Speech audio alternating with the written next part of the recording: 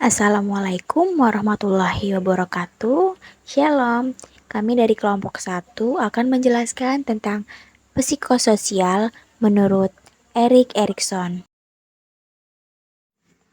Psikososial adalah istilah yang mengacu pada hubungan pikiran, perilaku, dan kesehatan mental seseorang terhadap kebutuhan atau tuntutan kehidupan sosialnya. Istilah psikososial ini mulai dipopulerkan oleh seorang psikolog berkebangsaan Jerman Amerika Serikat, yaitu Erik Erikson pada tahun 1950. Erik Erikson mengembangkan teori ini berdasarkan teori psikoanalisis, di mana menurut Erik Erikson, kepribadian manusia dapat berkembang melalui beberapa tahap, mulai dari bayi hingga lanjut usia. Pada setiap tahapnya akan terjadi dua aspek bertentangan yang dapat berdampak positif maupun negatif terhadap perkembangan kepribadian seseorang. Berikut 8 tahapan psikososial menurut Erik Erikson.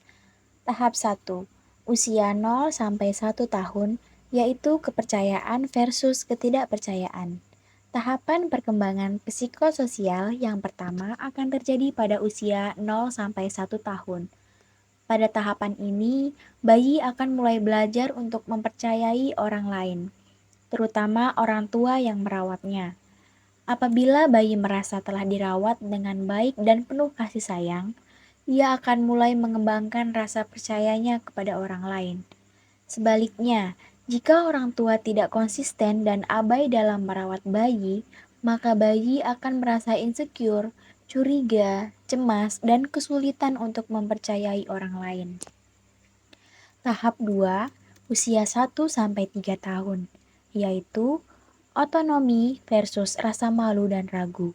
Tahapan kedua dari perkembangan psikososial adalah konflik antara otonomi dengan rasa malu dan ragu yang terjadi pada usia 1 sampai 3 tahun. Pada tahap ini, anak akan mulai belajar mengenai pengendalian diri dan melakukan aktivitas secara mandiri. Karena itu, toilet training yang menjadi salah satu proses pembelajaran yang berperan penting dalam pengembangan kepribadian di fase ini. Jika orang tua berhasil mendorong anaknya untuk belajar mandiri di tahap ini, anak akan lebih percaya diri dan merasa aman saat mengambil resiko.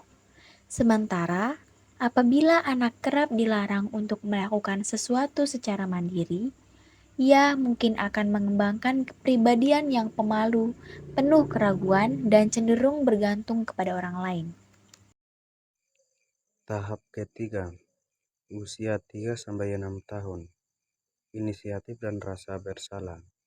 Dalam tahap ketiga, anak akan semakin fokus untuk melakukan sesuatu dan menetapkan tujuannya berdasarkan pemikiran sendiri. Tahap ini biasanya berlangsung pada usia 3-6 tahun dan terjadi melalui interaksi sosial. Apabila anak mendapatkan kesempatan untuk bermain dan beraktivitas dengan orang lain, ia akan mengembangkan rasa inisiatif, mampu memimpin orang lain, serta membuat keputusan sendiri. Di sisi lain, jika tidak diberikan kesempatan untuk berinteraksi dengan orang lain, anak cenderung akan mengembangkan rasa bersalah dan ragu dengan kemampuannya. Tahap keempat, usia 7-11 tahun, industri dan inferioritas. Tahapan keempat dalam perkembangan psikososial adalah konflik antara industri dengan inferioritas. Melalui tahapan ini, anak akan mulai mempelajari keterampilan khusus di sekolah. Mereka juga cenderung semakin sadar dengan kehadiran dirinya sebagai individu dan mulai membandingkan diri sendiri dengan orang lain. Jika mendapatkan kesempatan untuk mengembangkan kemampuannya sendiri, anak akan merasa percaya diri dan bangga dengan pencapaiannya. Namun,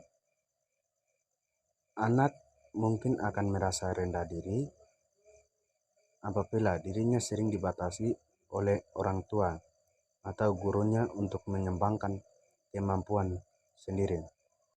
Tahap kelima, usia 12 sampai 18 tahun.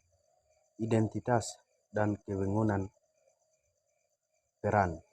Memasuki usia remaja, seseorang akan mulai mencari identitas dan jati dirinya sendiri.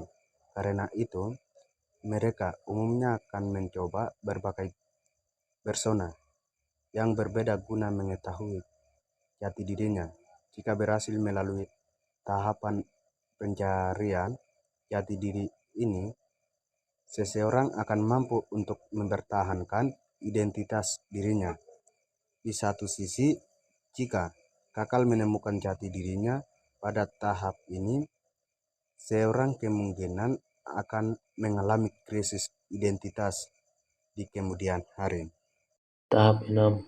Pada tahapan perkembangan psikososial, keenam, konflik akan berfokus pada hubungan intim dalam pembentukan komitmen jangka panjang dengan seseorang. Selain keluarga, individu yang berhasil mulai tahap ini cenderung memiliki hubungan yang langgeng dan bahagia. Namun jika tidak berhasil, mereka mungkin akan merasa kesepian, terisolasi, hingga memuncul depresi. Tahap 7. Tahapan perkembangan psikososial selanjutnya terjadi pada usia 30 sampai dengan 64 tahun. Tahapan ini akan berfokus pada kontribusi seseorang untuk masyarakat dan generasi penerus. Individu yang sukses menghadapi tahapan ini akan merasa dirinya berguna karena sudah berkontribusi pada masa depan masyarakat. Sebaliknya, jika tidak berhasil, mereka akan merasa stagnan dan tidak berproduktif. Tahapan terakhir adalah tahap dari perkembangan psikososial adalah konflik antara integratif ego dan keputusasaan yang terjadi pada usia 64 tahun ke atas. Pada tahapan ini, lansia akan mulai